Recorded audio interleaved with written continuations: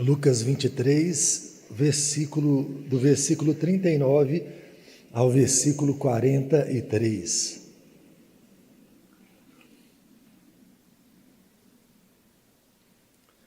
Diz assim a palavra do Senhor: Um dos malfeitores crucificados blasfemava contra ele, dizendo: Não és tu Cristo? Salva-te a ti mesmo e a nós também. Respondendo-lhe, porém, o outro repreendeu, dizendo: Nem ao menos temes a Deus, estando sob igual sentença? Nós, na verdade, com justiça, porque recebemos o castigo que os nossos atos merecem, mas este nenhum mal fez. E acrescentou Jesus: Lembra-te de mim, quando vieres no teu reino. Jesus lhe respondeu: Em verdade te digo, que hoje estarás comigo no paraíso. Eu acho interessante que esse farol, ele é construído diante de decisões eternas, diante de grandes decisões. Decisões que vão dar destino àqueles homens, a cada um deles, e não tenha dúvida, a cada um deles, enquanto eles se posicionam. Deixa eu fazer uma pergunta simples e banal. Acho que todo mundo aqui, talvez a não ser as crianças, já passaram por uma encruzilhada. Quando eu falo de encruzilhada, você sabe o que eu estou falando? Já viu? Já viu? Levanta a mão, deixa eu ver. Todo mundo já passou numa encruzilhada mesmo? E aí você precisa tomar uma decisão. E ainda que você nunca passou naquela encruzilhada, aquela encruzilhada pede uma decisão. Eu continuo no caminho que eu estou, eu vou para a esquerda ou eu vou para a direita. Uma encruzilhada em cruz. Uma encruzilhada pede isso. E existe uma encruzilhada aqui, como existe uma encruzilhada na vida. Esses três homens estão tomando uma decisão enquanto a vida vai embora. Imagina, o sangue está escorrendo, o cansaço chega, uma morte cruel, onde várias ressurreições acontecem enquanto você morre. Você tem uma placa debaixo do pé que daqui a pouco você começa a perder a força, você encosta o pé naquela placa, naquela cruz, e o sangue volta, e você volta a viver, e é uma morte que não acaba, e perante aqueles segundos finais, aqueles homens precisam tomar decisões. Eu queria dizer que são só aqueles três, mas essa é a minha realidade e a sua realidade. Todos nós estamos tomando decisões enquanto a vida está acabando. Eu acho interessante, a nossa igreja e outras igrejas resolveram fazer um projeto nesse mês de maio chamado 30 Dias para Viver. Talvez você tenha visto um outdoor por aí, o que você faria se tivesse só 30 dias para viver. Eu descobri uma coisa assustadora, pastor. Eu descobri que a melhor coisa que poderia acontecer com uma pessoa é que ela ganhasse essa notícia. Todo mundo que eu pergunto, eu tenho rodado perguntando isso e falando sobre isso, e as pessoas dizem assim: eu cuidaria mais da minha família se eu tivesse só 30 dias para viver. Eu voltaria para Deus se eu tivesse só 30 dias para viver. Eu me dedicaria mais a isso aqui se eu tivesse só 30 dias para viver. Moral da história: a vida não tem valido nada. Tem acabado com a vida e tem desperdiçado a vida. E se a vida acabar amanhã, foi um desperdício. Que vida cruel foi essa, que viveu para tudo, menos para as coisas que valeriam realmente a pena. Me chama a atenção que eles estão tomando decisões enquanto a vida está indo embora. A vida está acabando e eles precisam falar bem assim: o que nós faremos aqui agora, nesse exato momento? Há uma conversa perante a morte ali, a morte está viva perante aqueles homens e a vida está no meio daqueles homens. No meio daqueles homens está o Senhor do universo, o Senhor Jesus Cristo, e Ele também tem um dilema aqui. E eu gostaria de passar por essas encruzilhadas aqui. A primeira delas é: quem é Jesus? O seu coração precisa saber quem é Jesus. Porque se o seu coração não souber quem é Jesus, você vai passar por essa vida e você vai perder essa vida. Eu acho interessante que a grande pergunta aqui é: Ele é Deus ou ele é Cristo? E eu vou explicar as duas coisas aqui. Ele é Deus ou ele é Cristo? Um vai virar aqui e vai falar bem isso. Eles estão falando que o Senhor é Cristo aí, então salva o Senhor e a nós também. O outro vai dizer bem assim: nem ao menos temes a Deus, estando sob igual sentença. Quem que ele é? Ele é Cristo ou ele é Deus? É interessante que para nós essa pergunta ela é assustadora, porque o título está tão enraizado na pessoa de Jesus, que se eu falar Cristo, você fala Jesus. Se você falar Jesus, eu falo Cristo. Mas Cristo é um título, o Messias, o Rei. Então, existiam expectativas com relação a esse Messias. Expectativas com relação a esse Cristo. Como seria esse Cristo? Israel estava debaixo do domínio romano. E a expectativa é que quando esse Cristo viesse, ele derrotaria Roma e ele colocaria Israel sobre as demais nações. Israel não mais sofreria os abusos do governo romano. E aí uma coisa me chama a atenção, porque me parece muito com o evangelho moderno, com o evangelho que muita gente crê, com o Cristo que muita gente decidiu amar. É o Cristo que resolve todos os problemas. Sabe? Ele só serve se ele fizer isso. Se nós não tivermos mais problemas, se ele resolver os nossos problemas financeiros, se ele resolver os nossos problemas de saúde, se ele resolver todos os nossos problemas, nós iremos adorá-lo. Esse é o Cristo que nós queremos. E esse é o Cristo que é pregado muitas vezes. É interessante, uma enxurrada de um evangelho, desculpa a palavra, vomitado do inferno, começa a alcançar os nossos corações, aonde o único Deus que deve ser adorado é o Deus que resolve todos os dilemas da nossa vida. Se eu não tiver problema, eu sirvo esse Deus, mas se eu tiver problema, esse Deus é um Deus fraco. E tem um outro nessa história que vai chamar esse Jesus de Deus, vai olhar ali, e só o Espírito Santo é capaz de fazer isso com o homem. Talvez por estar do lado do Deus Todo-Poderoso, ele consegue ter essa percepção de olhar e falar bem assim: não é um de nós qualquer, não é qualquer um, nem ao menos temes a Deus, estando sob igual sentença. É interessante que o conceito de Cristo é transformado a partir dessa realidade. É Deus entre nós. Se nós perguntássemos, por exemplo, ao apóstolo João: João, quem é Jesus? João responderia bem assim: no princípio ele era o verbo, a palavra, e a palavra estava com Deus, e a palavra era Deus. Ele diria: todas as coisas foram feitas por intermédio dele, e sem ele nada do que foi feito se fez. E aí ele não para por aí, ele vai dizer bem assim: e a palavra se fez carne e habitou entre nós, e nós vimos a sua glória, glória como do unigênito do Pai.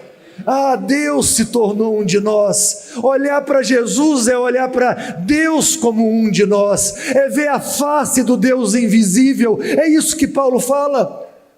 É o conceito que vai mudar toda a história do nosso relacionamento com Deus. Se você perguntar para Paulo quem é Jesus, ele vai dizer isso: ele é a imagem do Deus invisível, a exata expressão de Deus Pai. Nele foram criadas todas as coisas, nos céus e sobre a terra. Ele sustenta todas as coisas. Então, quem é Jesus? É o Deus Todo-Poderoso que se tornou um de nós. É aquele que veio viver a nossa realidade, é aquele que veio viver as nossas dores. E deixa eu abrir espaço para falar uma coisa.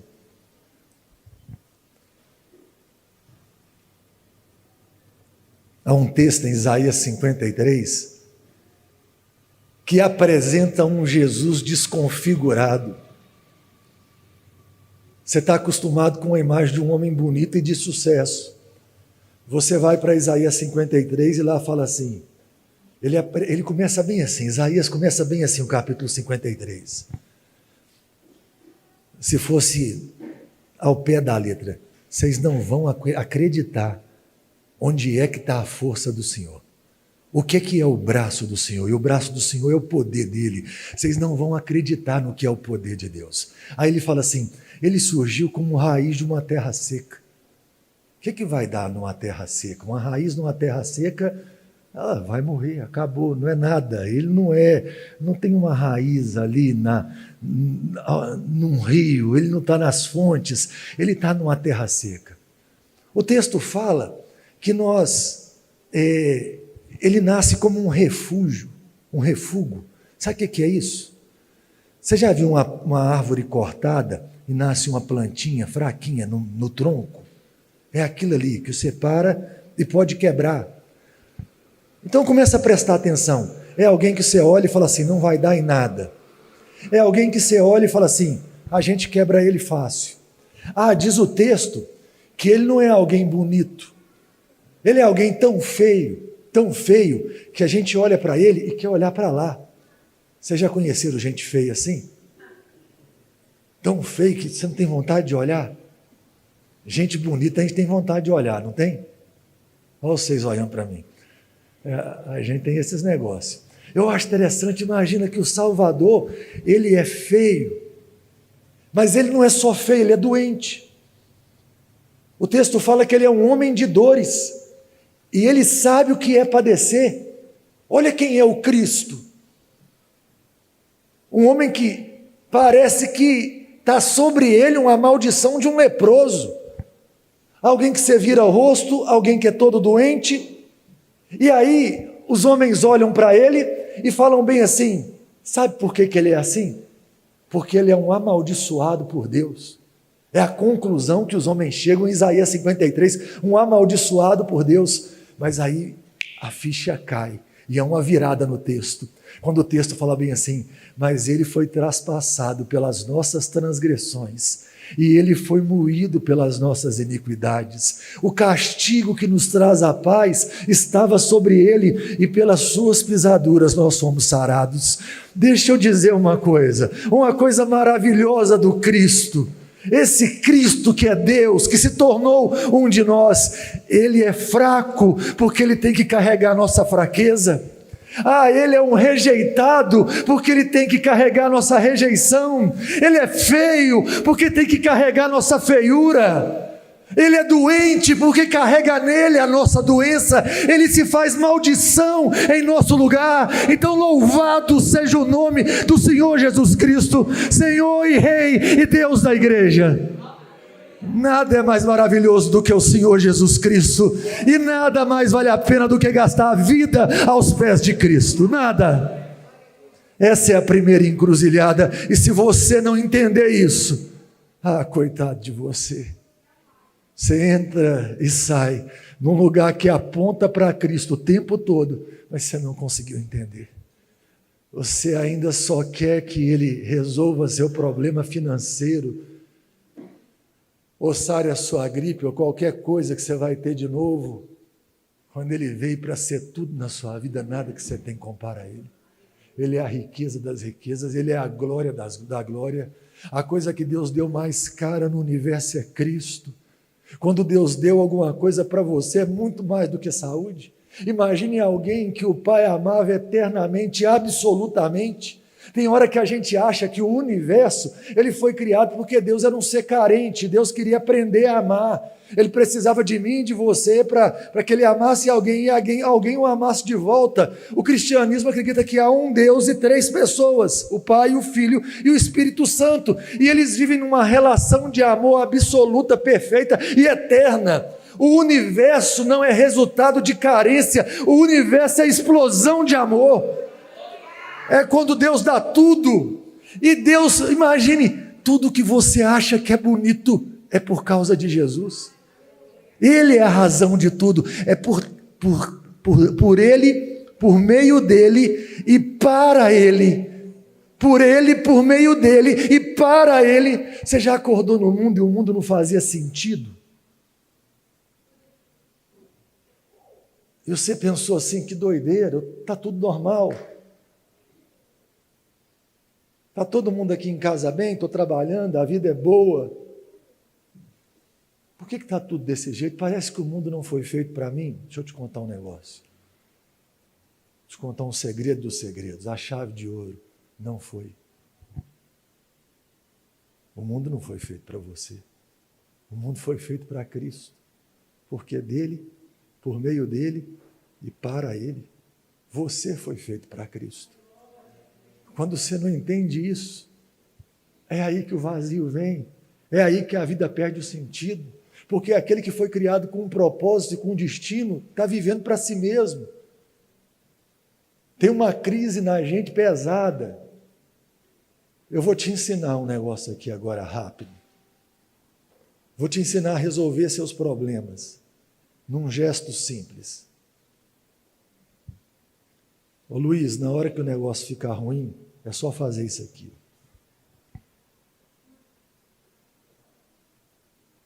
Ficou ruim, você faz isso. Sua mulher brigou, você faz isso.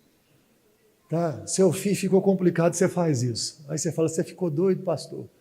Isso aqui chama direção de amor. Nós somos criados com direções de amor. Amar a Deus sobre todas as coisas e ao próximo como a nós mesmos. Mas aí veio um negócio no mundo chamado pecado. E o que o pecado fez com a direção do amor? Isso aqui, ó. O que era para Deus veio para cá, e o que era para o próximo veio para cá. Qual a pessoa que eu mais amo no mundo? Eu queria falar com vocês, sou só eu assim. Todo mundo aqui é assim. O mundo inteiro é assim. A direção do amor voltou para a gente. O problema do mundo não é, o seu problema não é falta de amor, o seu problema é excesso de amor. Eu acho interessante que isso tem que quebrar, mas eu quero te contar uma coisa, você não consegue quebrar. Você não dá conta de quebrar. E para isso, o próprio Deus teve que vir. É tão sério esse negócio chamado pecado. E eu não sei se você já pensou nisso, porque o remédio, ele corresponde à doença. Você não toma Anador para acabar com o câncer. Você não faz quimioterapia para sarar uma dor de cabeça. Se vier um câncer, meu amigo, é quimioterapia, é radioterapia, é remédio forte. O pecado é um negócio tão trágico e tão pesado. Esse egoísmo é tão pesado e é tão sério e é tão destrutivo que o próprio Deus teve que vir para nos salvar. O próprio Deus teve que assumir o nosso lugar e viver como um de nós. Então esse é o nosso Cristo. Esse é o Jesus que servimos, o Deus Todo-Poderoso, Criador dos céus e da terra, que se fez um de nós para nos salvar. Mas tem mais uma encruzilhada, ou melhor, mais duas. E a encruzilhada próxima aqui agora é a de Jesus. Você sabia que ele não pode fazer todas as coisas?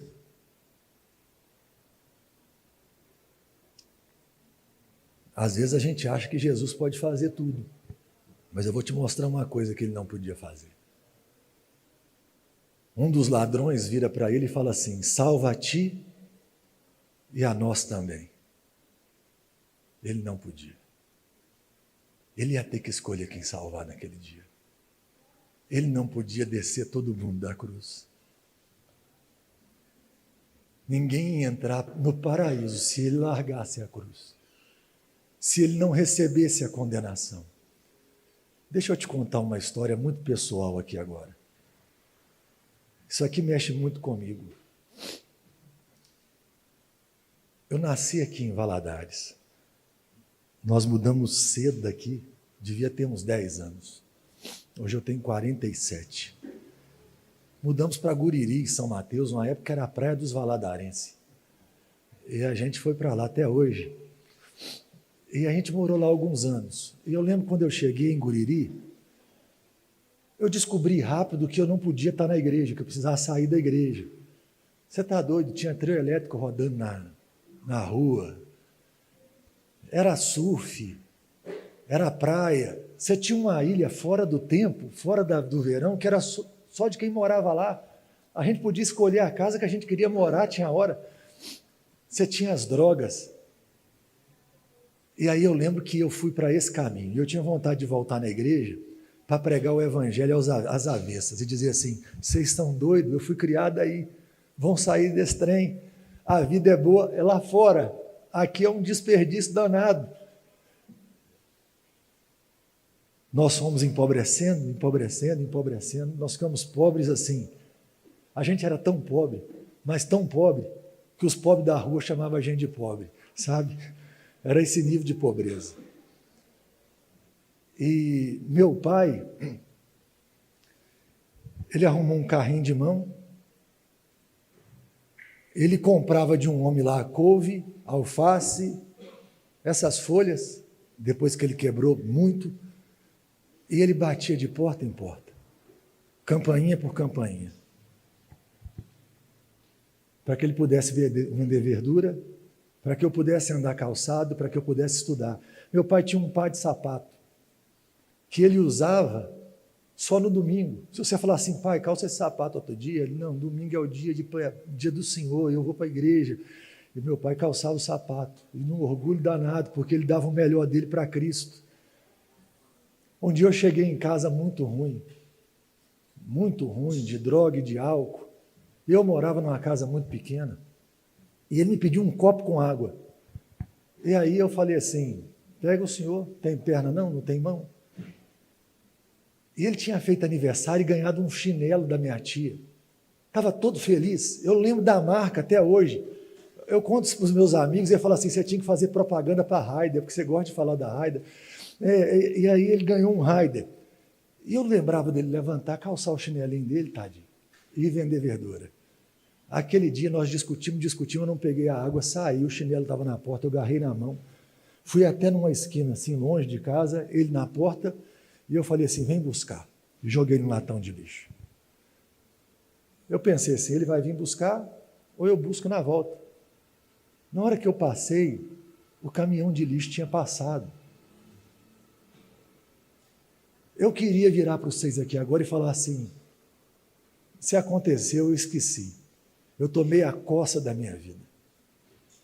Queria falar assim: eu ouvi o palavrão da minha vida, eu não lembro disso. Eu só lembro no outro dia, meu pai acordar, descalço, e vender verdura, para que eu não andasse descalço. Já pensei algumas vezes assim: como é que seria bom poder encontrar com ele em vida, né? Falei: nossa, se Deus me desse 10 minutos com meu pai vivo, eu acho que eu ia pegar todo o dinheiro que eu tenho e eu ia comprar de chinelo, de tudo quanto é jeito. Eu ia falar: pai, eu virei crente, pai. Sou até pastor. Ô pai, eu casei com a menina boa, a mais bonita do Carangola. Ô pai, eu te dei netos. Mas calça um por um, porque nunca mais eu quero lembrar que eu te tirei isso. Mas não estou te contando essa história por causa do meu pai, ou para contar a minha pobreza, ou a minha tragédia. Eu estou te contando porque um dia, numa cruz, Jesus teve que escolher entre ele e o Jacques Stone. E ele escolheu o Jacques Stone. Essa é a coisa mais assustadora da minha vida. Esse é o amor mais incompreensível que eu conheço. Por causa desse amor, eu quero dar minha vida para ele todos os dias. Nada é maior do que isso, nada é mais profundo do que isso, e nada é mais belo do que isso. Você precisa entender que ele pagou pelos seus pecados. Quantos que estão aqui nessa noite acreditam que vão para o céu? Levanta a mão. Falei: eu vou para o céu. Se eu morrer, eu vou para o céu. Que bom. Tem um monte de companheiro aqui. Deixa eu fazer uma outra pergunta. Quantos aqui que acreditam que Deus é justo? Justo. Se Deus é justo, Ele tem que dar para mim e para você o que nós merecemos. Nem mais e nem menos. Justiça é isso, é dar o que o outro merece. Ele disse lá no Jardim do Éden que se os nossos primeiros pais comessem da árvore do conhecimento do bem e do mal, eles morreriam. Então fazer justiça é o quê? Condenar Adão e Eva e condenar a família de Adão e Eva inteira. Como é que você vai para o céu? Para ele ser justo, você tem que ser condenado.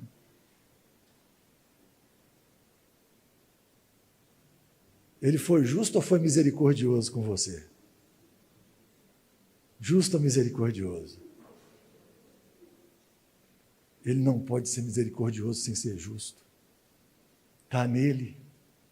Alguém tinha que pagar, ou o pecador, ou um substituto indicado por Deus. E pagou. O justo assumiu o lugar do injusto. O abençoado assumiu o lugar do amaldiçoado. Essa é a verdade mais profunda do Evangelho e mais bela do Evangelho. Cristo, aquela cruz, é o inferno de Cristo. É onde o Pai derrama a ira eterna dele sobre o Filho. O Filho recebe o que eu mereço, e eu recebo o que o Filho merece por toda a eternidade. Como não amar a Ele? Como não falar sobre Ele todos os meus dias? Como não ofertar a vida a Ele?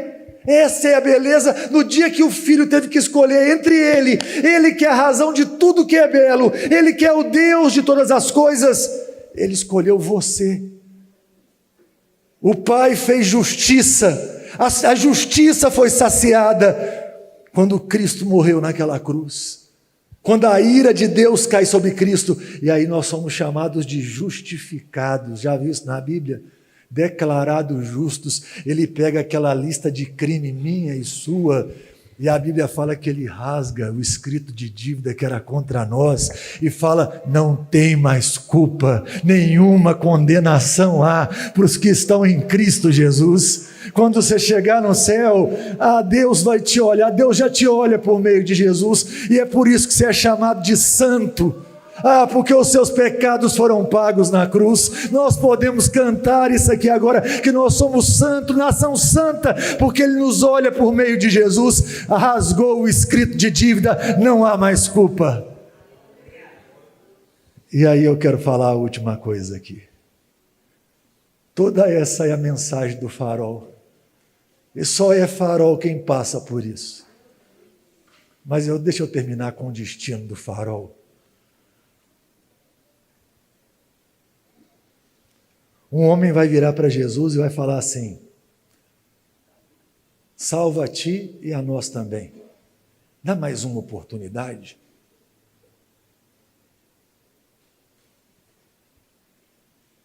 Quantas oportunidades você já perdeu?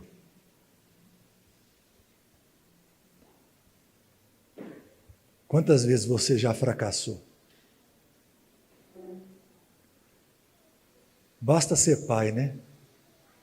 À medida que os meninos vão crescendo, a conta da gente vai ficando no vermelho. Não é só a financeira, não. Você vai olhando e falando assim: meu Deus do céu, ajuda, me dá poder para isso aqui.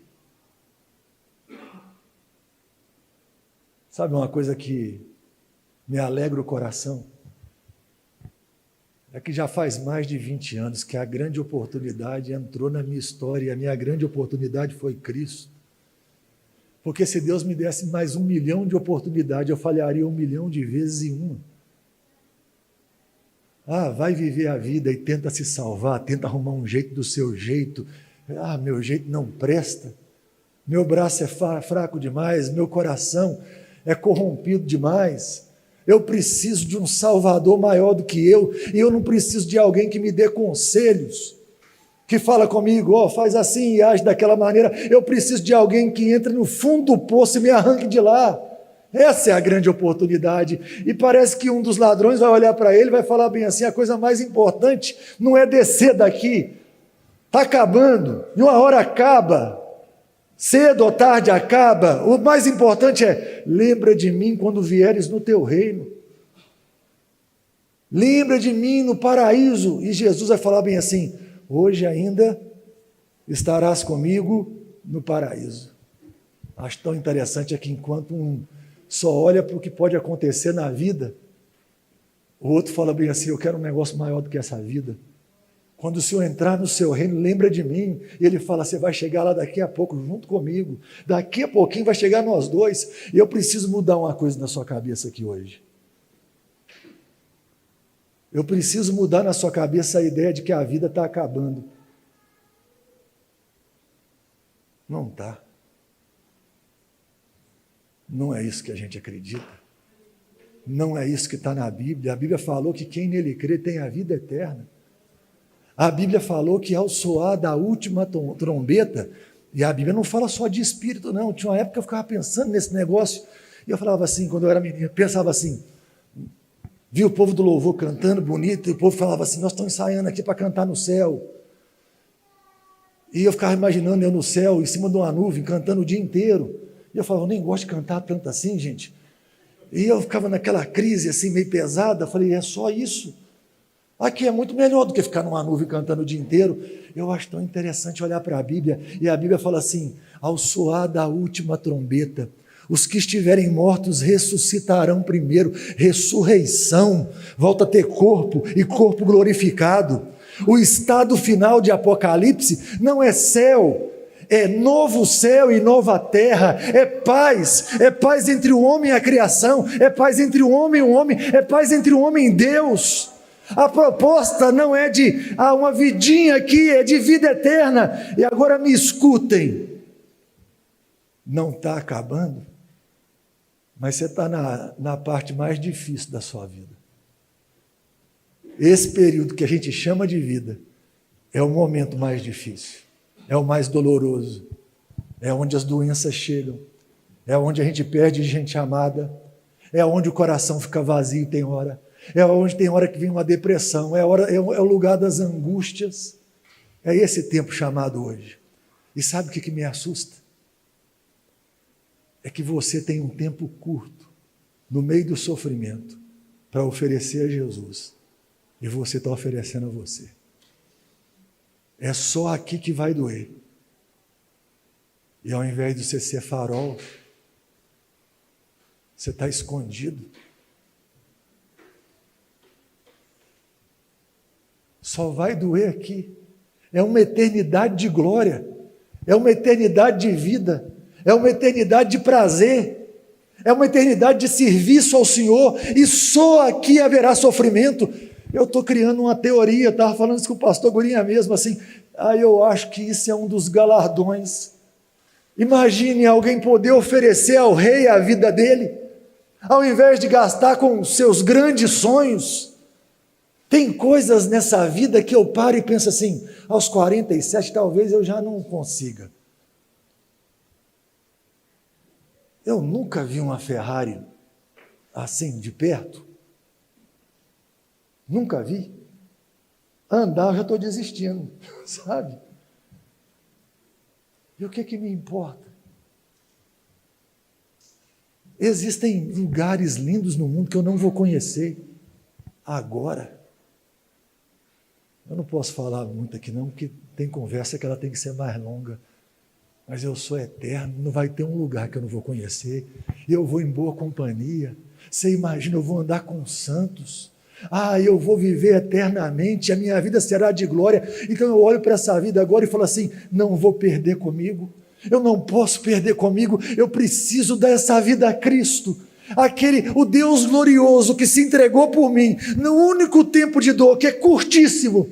Imagina, quando tiver 1 milhão, ou 10 milhões, ou 100 trilhões de anos, talvez você vai olhar para trás e pensar assim, será que já doeu algum dia? Está na hora de acordar e entender que em Cristo o paraíso já chegou e a porta do paraíso já foi aberta, e entender que agora é hora de dar tudo, que o maior desperdício da sua vida é reter força ao invés de dar tudo para Cristo. Essa é a hora, esse é o momento. E não é para entregar aquilo que você não tem, é para entregar a fraqueza dessa mão, para ver a força dele agindo por meio da fraqueza dessa mão, é entregar esse fraco coração, para ver o poder dele se manifestando por meio desse coração fraco. Aí na fraqueza vê a abundância do poder dele. Eu quero falar uma coisa e terminar aqui. 2 coisas. Primeiro, se você entrou sem Jesus aqui, você pode fazer parte da Igreja Refúgio, você pode fazer parte da Primeira Presbiteriana, que eu sou pastor, da Assembleia de Deus, da Metodista, e você vai para o inferno do mesmo jeito.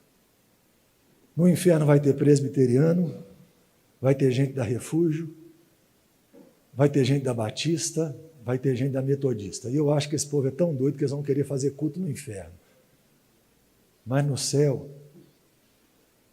entra uma multidão de branco. E aí João pergunta: quem são? Aí fala: é os que vieram da grande tribulação, é os que foram lavados no sangue do Cordeiro. Imagina que coisa linda. No céu, meu amigo, não tem mais denominação, não.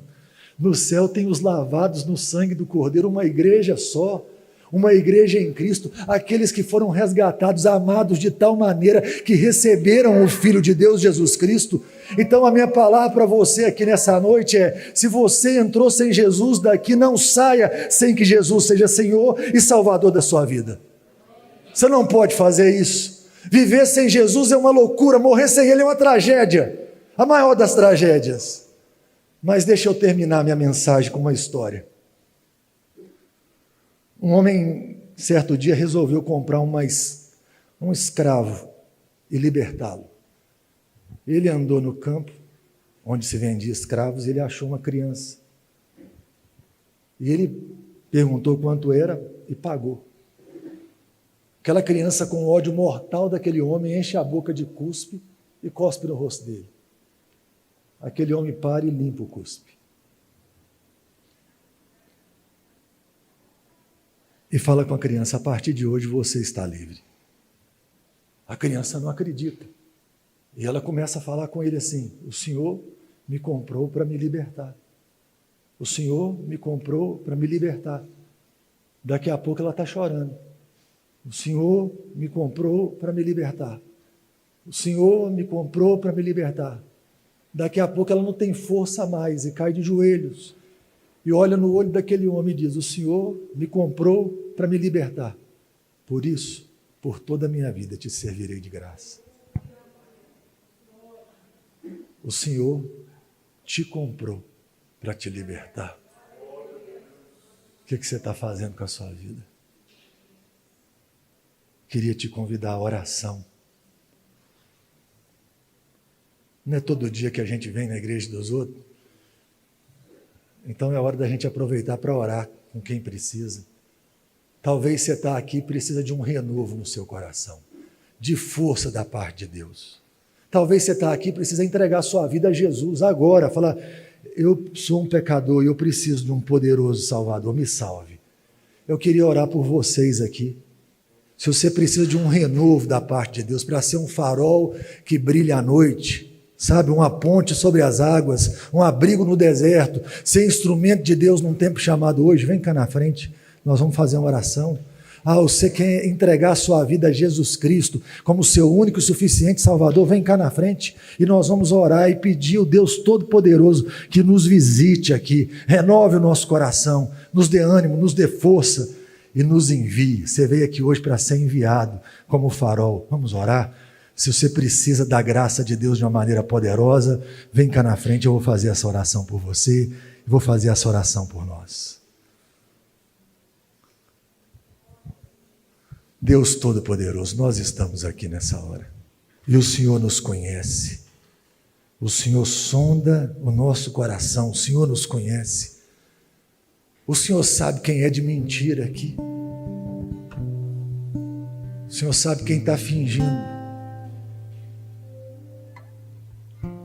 Mas veio na oficina do Espírito Santo. E o Espírito Santo é quem troca coração de pedra em coração de carne. Deus, em nome de Jesus, transforma quem vive uma mentira numa verdade hoje.